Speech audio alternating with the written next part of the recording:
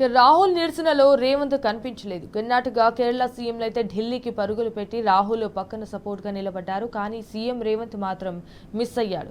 ఇప్పటికే 72 సార్లు ఢిల్లీకి పర్యటనలు చేసిన రేవంత్ రాహుల్ నిరసనను మాత్రం పట్టించుకోలేదు. పేరుకు కాంగ్రెస్ సీఎం, కానీ ఎప్పుడు బీజేపీకి వ్యతిరేకం కాదు, బడేబాయ్ చోటేబాయ్ అన్నట్టుగా రాజకీయంగా పావులు కదిపేందుకు ఎప్పుడు సిద్ధమే అనే సంకేతాలు ఈ ఘటనతో మరోసారి బయటపడ్డాయి. రేవంత్ తీరుతో దేశ, రాష్ట్ర రాజకీయాల్లో ఇటు తీవ్ర చర్చలకు దారితీసింది.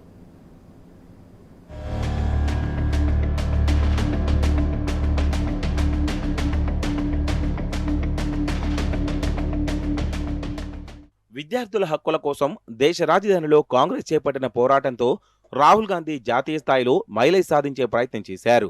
అది గమనించి పలు రాష్ట్రాల కాంగ్రెస్ అగ్రనేతలు, మిత్రపక్ష నాయకులు ఢిల్లీ చేరుకొని రాహుల్ పక్షాన నిలబడ్డారు. కానీ అందులో సీఎం రేవంత్ మిస్ అయ్యాడు. 72 సార్లు ఢిల్లీ పర్యటనలు చేసిన రేవంత్ ఈ నిరసనకు ఎందుకు దూరంగా ఉన్నాడనే చర్చ నడుస్తోంది. రాహుల్కు అండగా నిలవాల్సిన కీలక తరుణంలో డుమ్మా కొట్టడంపై తెలంగాణతో పాటు ఏఐసీసీ వర్గాల్లోనూ తీవ్ర చర్చకు దారితీసింది.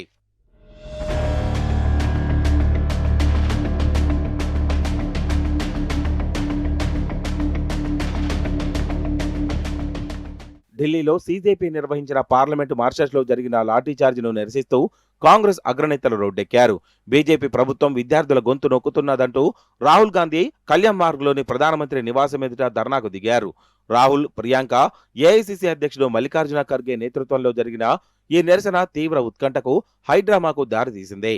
అగ్రనేతలంతా ధర్నా చేస్తున్నారనే సమాచారం అందుకున్న వెంటనే కర్ణాటక, కేరళ సీఎంలు డీకే శివకుమార్, పీడీ సతీశన్, పంజాబ్ కాంగ్రెస్ అధ్యక్షుడు అమరీందర్ సింగ్ రాజా వారింగ్లతో పాటు పలువురు సీనియర్ నాయకులు, ఇండియా కూటమిలోని సమాజ్వాదీ పార్టీ అధ్యక్షుడు అఖిలేష్ యాదవ్, నేషనలిస్ట్ కాంగ్రెస్ పార్టీ నాయకులు, ఎంపీ సుప్రియా సూలే తదితరులు హుటాహుటిన ఢిల్లీ వెళ్లారు. ధర్నాలో పాల్గొని రాహుల్కు మద్దతుగా నిలిచారు.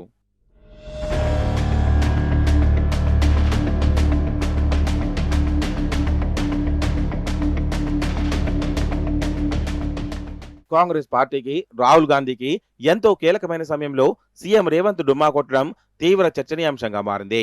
బీజేపీ ఫెడరల్ పేరుతో నిరసనకు దూరంగా ఉండడంపై రాజకీయ వర్గాల్లో ఆసక్తి నెలకొంది. బీజేపీ ఫెడరల్ వెనుక ఉన్న వ్యూహమేంటన్న చర్చ జరుగుతుంది.